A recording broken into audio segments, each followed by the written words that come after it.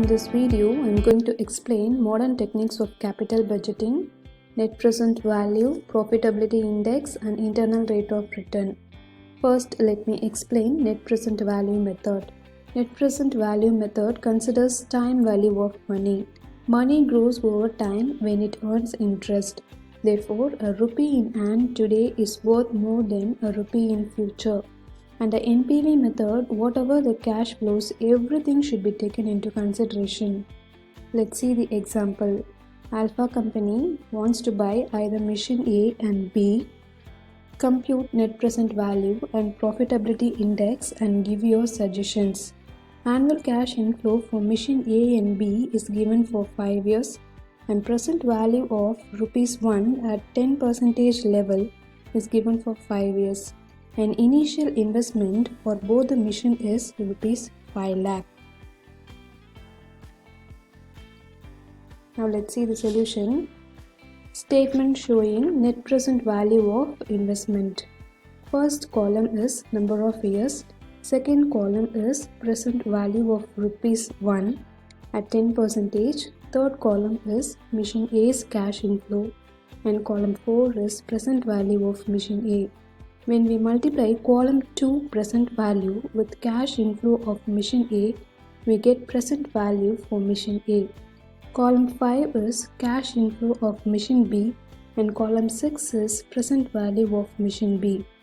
We got it by multiplying present value table, that is column 2 with cash inflow of machine B. By adding the present value columns of machine A and B, we got present value of future cash inflows as 5,18,400 and 5,23,200. With this, deduct initial investment, otherwise called present value of cash outflow, ₹5 lakh for both machines. We get net present value of ₹18,400 and 23,200 for machine A and B. Conclusion. Both the machines have positive NPV and are desirable or acceptable. Second method is profitability index method. It is only a refinement of NPV method. It shows the relationship between PV of cash inflows and PV of cash outflows. Profitability index is equal to present value of cash inflows divided by present value of cash outflows.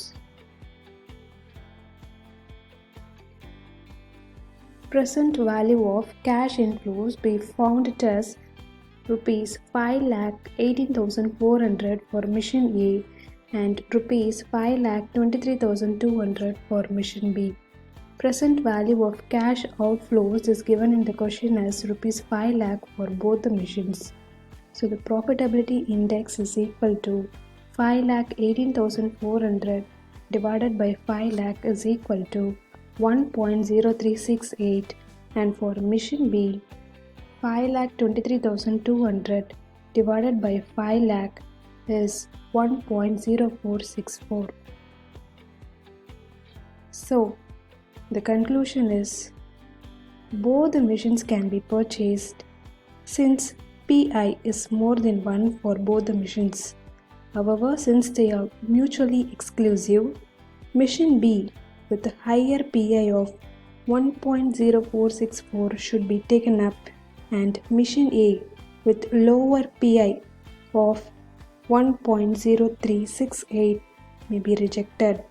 Machine B is better under both NPV and profitability index method.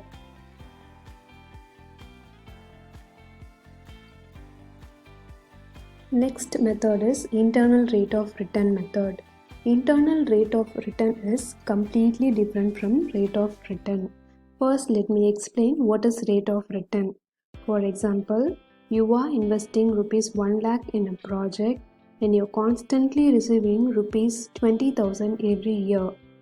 We can easily say that rate of return is 20% by dividing 20,000 with ₹1 lakh into 100. But when this rate of return is not uniform, it differs every year. There comes the need to calculate IRR. IRR helps companies to compare the investment to another or determine whether a particular project is viable or not. Let's see the example. Internal rate of return. Initial investment is rupees 60,000. Estimated life of asset is 4 years and the cash inflows for 4 years is given. It is not uniform. We are required to calculate IRR because annual rate of return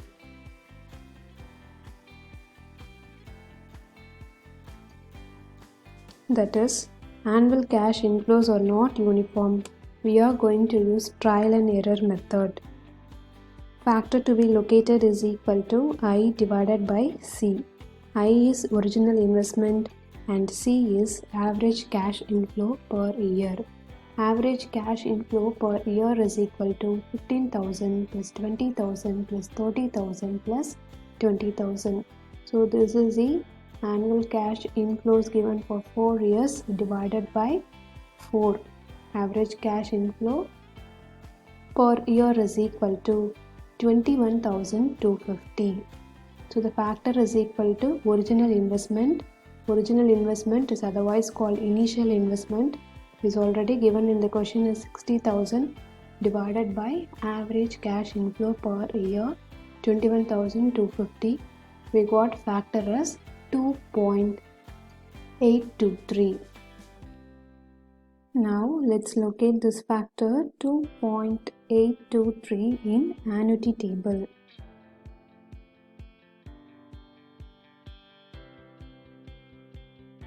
In annuity table 2.83. Period is 4 years.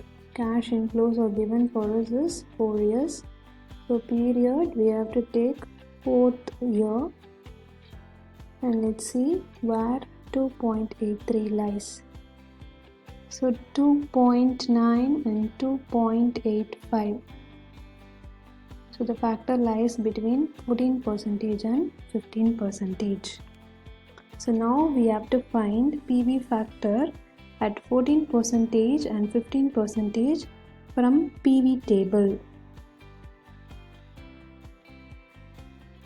So this is present value table of rupee 1. So 14%. So we have to take for first 4 years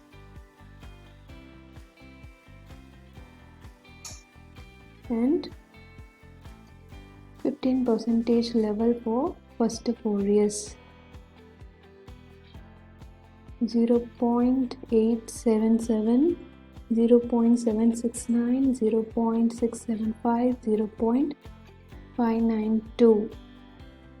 These 4 values we have to take it at 14% level and at 15% level 0.870, 0.756, 0.658 and 0.572. We have to take it at 15%.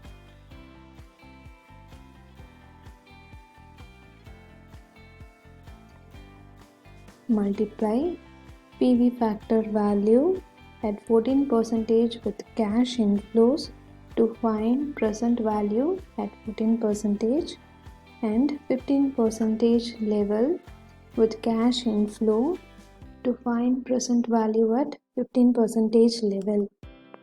With this we have to deduct initial investment. So the total present value is 60,595 minus initial investment is 60,000 given in the question for